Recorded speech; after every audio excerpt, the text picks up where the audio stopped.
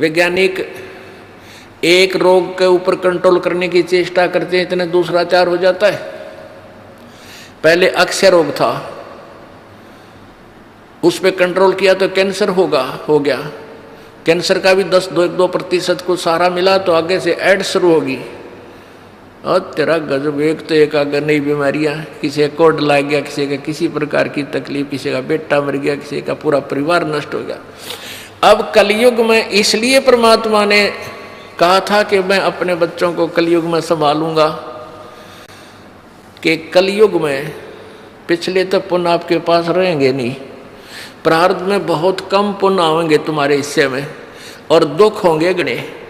और जो पूजाएं तुम उस समय कलयुग में आप कर रहे होगे, जो काल के द्वारा भ्रमित, कोई देवता की, कोई भैरव की, कोई भूत की, कोई पितर की, या काल के द्वारा भेजे गए नकली संतों की, ये 10-12 संत पंथ बना रखे हैं, 15-16 पंथ हैं, और भी ये नए नए पंथ चल गए, इनमें भी आप पूजा कर रहे होगे तो भी आपको लाभ नहीं होगा, क्योंकि आपके पिछले संस्कार नहीं हैं। तो उस समय परमेश्वर ने कहा था कि तो काल ने ये कहा था कि कलयुग में इनको ऐसा कर दूंगा, ये भक्ति के योग नहीं रहेंगे, शराबी, कवाबी, स्वार्थी, निर्लज, ऐसी पिक्चरें बना दी। देखते आप देख लो पश्चिमी देशों में नग्न नाच हो रहा है, सरेआम जो घूम रहे हैं जैसे पशु घूमया करें, नंगे, कोई कुर्ते के छोटे छोटे कपड़े पहनकर बहन बेटियां भी सरेआम ऐसे घूम रही है। तो ऐसी निर्लज्जता कर दे। अब ये हमारे समाज में भी घर करने लगी। पहले ओठों पर लिपस्टिक, ये नाखून पॉलिश और उस तरह के लटक मटक, ये पाउडर चटक मटक, ये कोई बहन बेटी हमने करती नहीं देखी। ऐसी वो वैसाएं किया करती थी, उनको घटिया औरतें माना करते थे।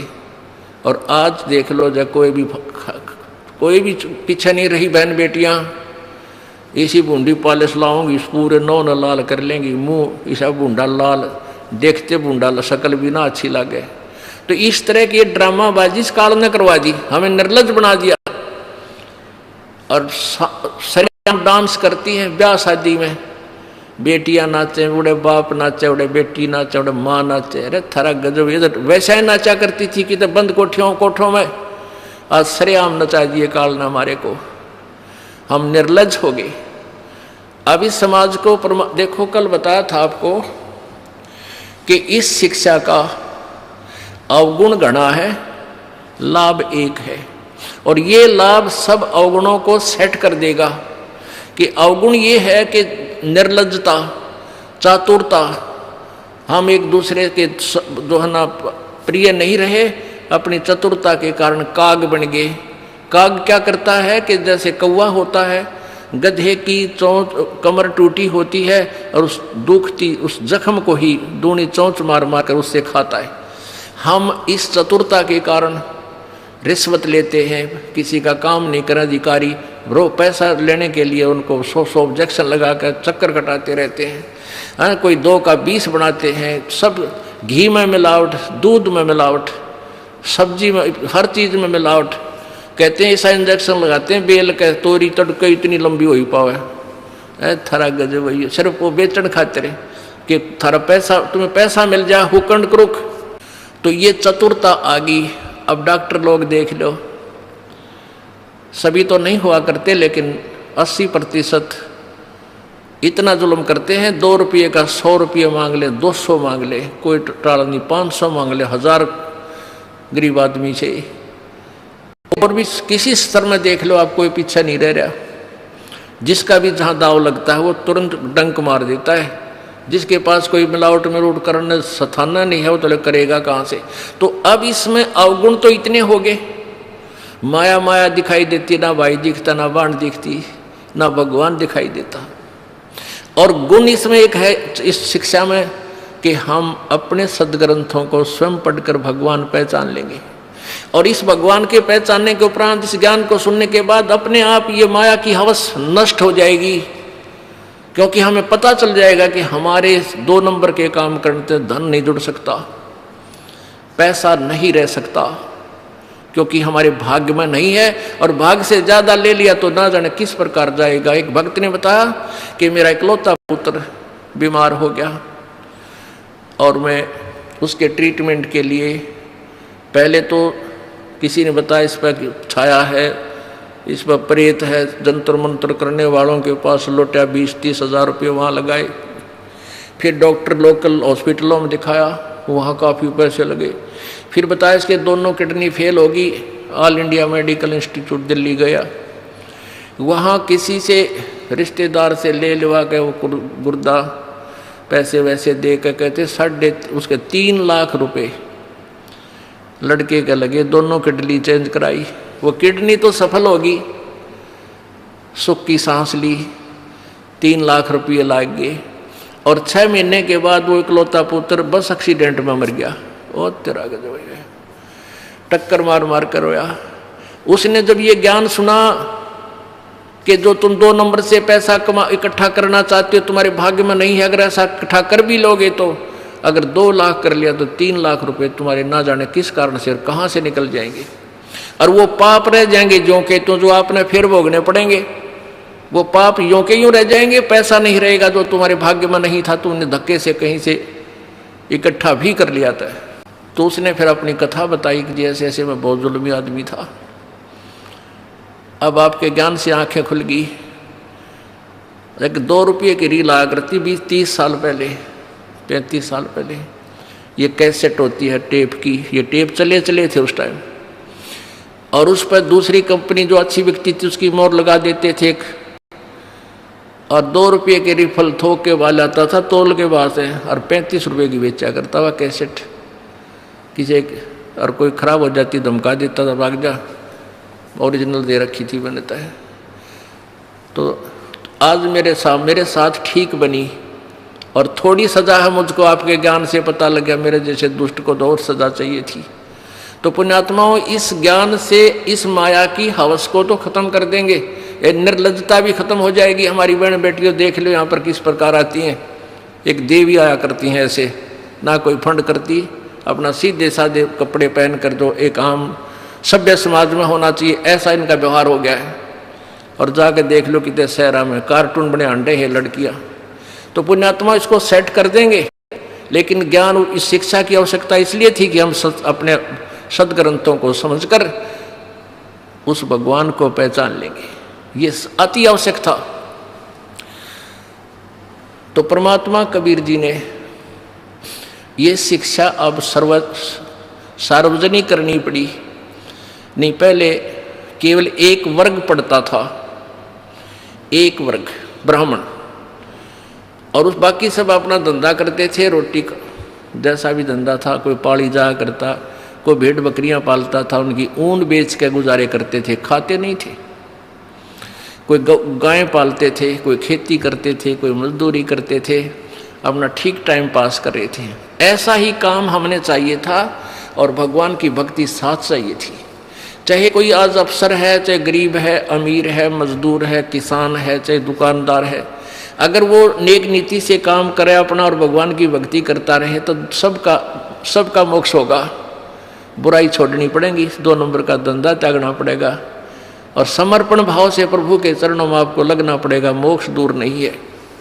अब आपका सौभाग्य है कि परमात्मा ने अब ये समय सिलेक्ट कर रखा है, पूर्व निर्धारित था कि कलयुग में जब बिचली पीढ़ी आवेगी तब इन अंशों को मैं पार करूँगा। प्रथम पीढ़ी में परमात्मा, प्रथम जो पीढ़ी थी, प्रथम चरण में आज 100 वर्ष पहले कबीर परमेश्वर प्रकट हुए स्वयं, और उन्होंने वो लीलाएं करके दिखाई जो भगवान किया करता है।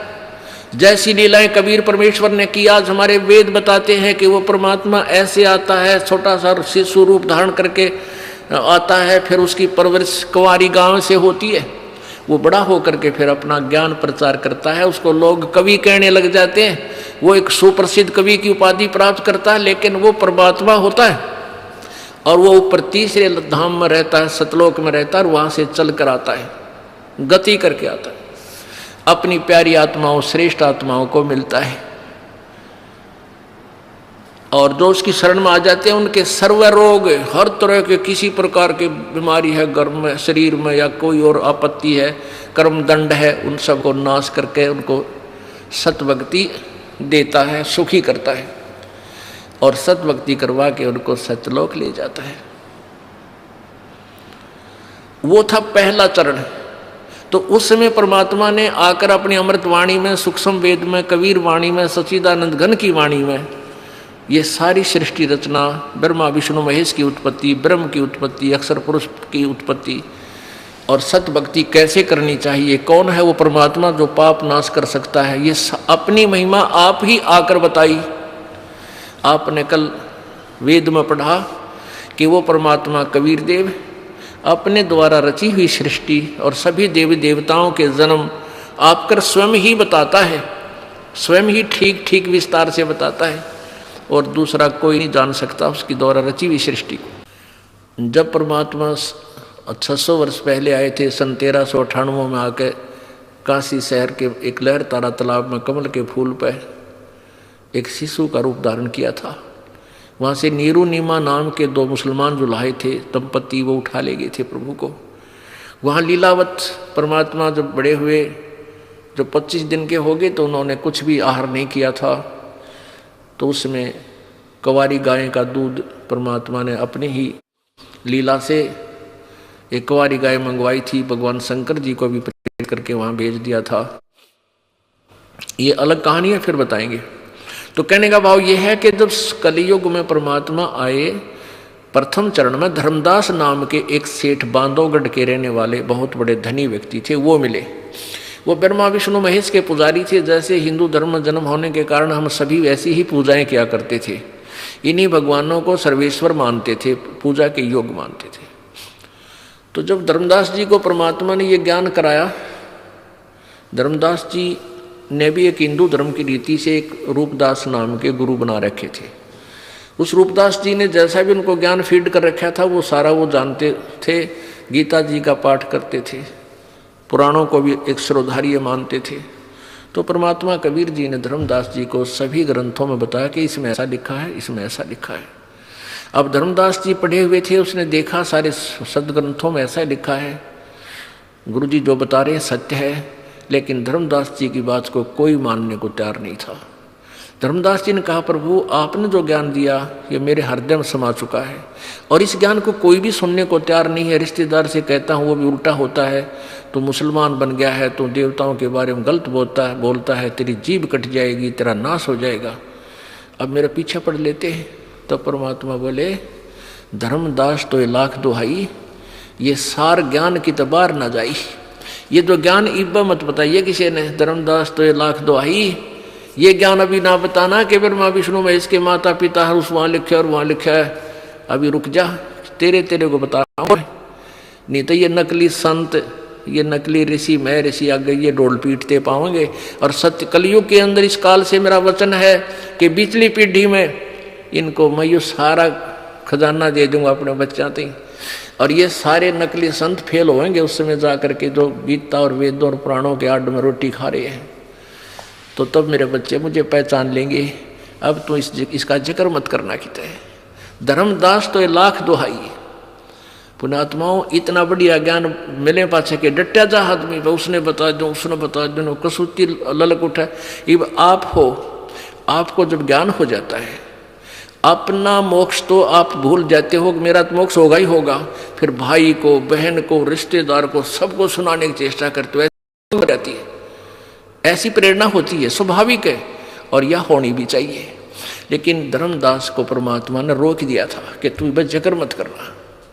धर्मदास तो लाख दुहाई, ये सार ज्ञान मूल ज्ञान की तबार न जाई। मूल ज्ञान बाहर जो पढ़ी या बिचली पीढ़ी हंस नहीं तरही, और मूल ज्ञान को जब तक छुपाई तब तक छुपाई जब तक ये द्वादश पंथ ना मिट जाए। अब ये सारे पंथ खत्म हो लिए, कंडम हो लिए। इन सभी पंथों की आज तक जितने भी पंथ थे सबके द्वारा लिखी हुई अनुभव की पुस्तकों को इस दास ने पढ़ा, और वेदों के ज्ञाता समझे जाते थे उनके अनुभव की पुस्तकों को देखा, सब यूजलेस पाई। उनकी सीडी बना दी, उनके फोटोकॉपी बना दी, ऐसे प्रोजेक्टर में दिखा दिखा के पूरे समाज में बेच दी कि ये बताते थे। अब ये कह नहीं सकते कि हम ऐसा ज्ञान नहीं देते थे, क्योंकि उन्हीं की पुस्तक उन्हीं के द्वारा दास ने बोलकर सुनाकर सबके सामने रख दी। अब ये सूख जाएंगे, खत्म हो जाएंगे, खत्म हो ये समझो, क्योंकि बुद्धिमान समाज है, इस ज्ञान को समझकर तुरंत समझ जाता है कि उन संत के पास कोई ज्ञान नहीं है।